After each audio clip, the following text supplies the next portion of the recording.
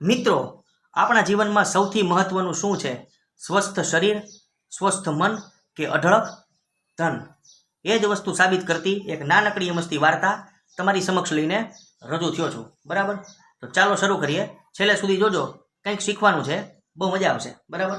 તો 3 મિત્રો હતા, તનસુખ, મનસુખ અને ધનસુખ.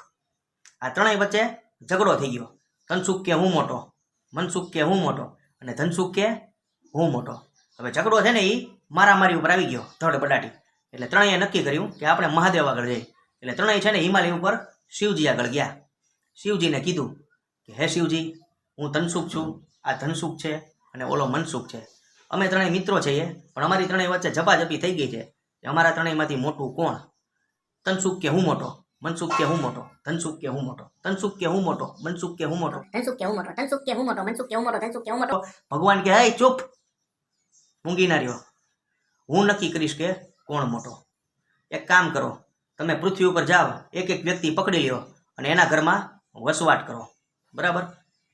કાંઈ વાંધો નહીં લોકો કે. એટલે તનસુખ છે એ એક વ્યક્તિના ઘરમાં ગયો, મનસુખ છે એ બીજા વ્યક્તિના ઘરમાં ગયો અને ધનસુખ છે એ ત્રીજા વ્યક્તિના ઘરમાં ગયો. શિવજીએ કીધું 1 વર્ષ તમે રહ્યો અને પછી પાછા આવો અને એ વ્યક્તિને લેતા આવો ભેગો, એટલે એ રિવ્યુ આપશે કે કોણ સારું, તનસુખ સારો, મનસુખ સારો કે ધનસુખ સારો. એ કે કાંઈ વાંધો નહીં. હવે મિત્રો 1 વર્ષ થઈ ગયું, સમય જતા ક્યાં વાર લાગે છે.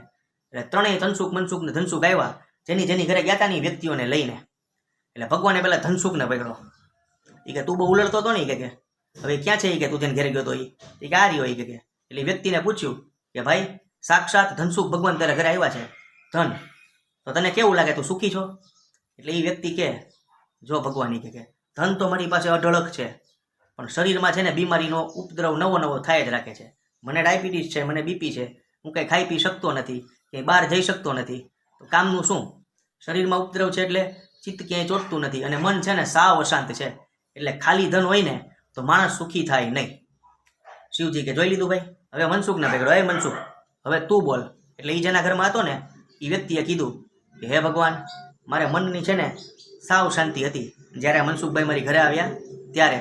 પછી શરીરમાં નાની મોટી બીમારીઓ આવવા લાગી અને સતત કંઈક ને કંઈક શરીરમાં હોય. કોઈક દિવસ તાવ હોય, કોઈક દિવસ શરદી હોય, કોઈક દિવસ વાહો દુખતો હોય, કોઈક દિવસ ગોઠણ દુખતું હોય, કોઈક દિવસ ટાટીઓ દુખતો હોય, કોઈક દિવસ ખભો દુખતો હોય. અને એને લીધે મારું મન છે ને એ અશાંત રહે અને એકેય કામમાં ચિત્ત ચોટે નહીં. એટલે હું સુખી નથી. એટલે શિવજી કે જોઈ લીધું, ખાલી મનસુખ હોય તોય વ્યક્તિ સુખી નથી. હવે તનસુખને પકડો કે ભાઈ તનસુખ, ક્યાં ગયો તારો માણા? એટલે એ વ્યક્તિએ કીધું કે હે ભગવાન, હું સુખી છું, મારે મનની શાંતિ છે અને મારી પાસે જરૂરિયાત પૂરતું ધનય છે કે જેનાથી મારું ઘર ચાલે. એટલે ભગવાન કે કેવી રીતે? કે હે ભગવાન, તનસુખભાઈ મારી પાસે છે એટલે મારું શરીર છે એ સ્વસ્થ થઈ ગયું. શરીર સ્વસ્થ થયું એટલે મન સ્વસ્થ થયું અને મારું મન છે ને એ જે કામ કરું ને ત્યાં લાગી જાય. એટલે હું કોઈ પણ કામમાં પડું, હું એમાં સફળ જ થાઉં ને મને સફળતા જ મળે. આવી રીતે મેં છે ને કેમિકલનો બિઝનેસ કર્યો અને એમાં હું સફળતા પામ્યો, તો અત્યારે મારી પાસે પૈસો છે. એટલે શિવજીએ કીધું આ ઉપરથી એક તારણ નીકળે છે કે તનસુખ, મનસુખ અને ધનસુખમાં છે ને જેની પાસે તનસુખ હોય ને, એટલે કે શારીરિક સ્વાસ્થ્ય હોય ને, એનું મને સ્વસ્થ રહે અને એની પાસે ધને આવે. બાકીના બે એકલા હોય ને, કોકની પાસે મનનું સુખ હોય, કોકની પાસે નકરો રૂપિયો હોય, તો એનાથી વ્યક્તિ સુખી રહેતો નથી. સૌથી મહત્વનું છે શરીરની સ્વસ્થતા. તો મિત્રો, શરીર સ્વસ્થ રાખો એટલે તમારી પાસે બધું આવશે. બરાબર? તો વિડીયો ગમ્યો હોય તો વિડીયો લાઈક કરો, ચેનલ સબસ્ક્રાઈબ કરો અને વિડીયોને શેર કરો. આગળની જેમ ફેલાવી દો. ફરી મળીએ કાલે નેક્સ્ટ વિડીયોમાં. ત્યાં સુધી જય શ્રી રામ.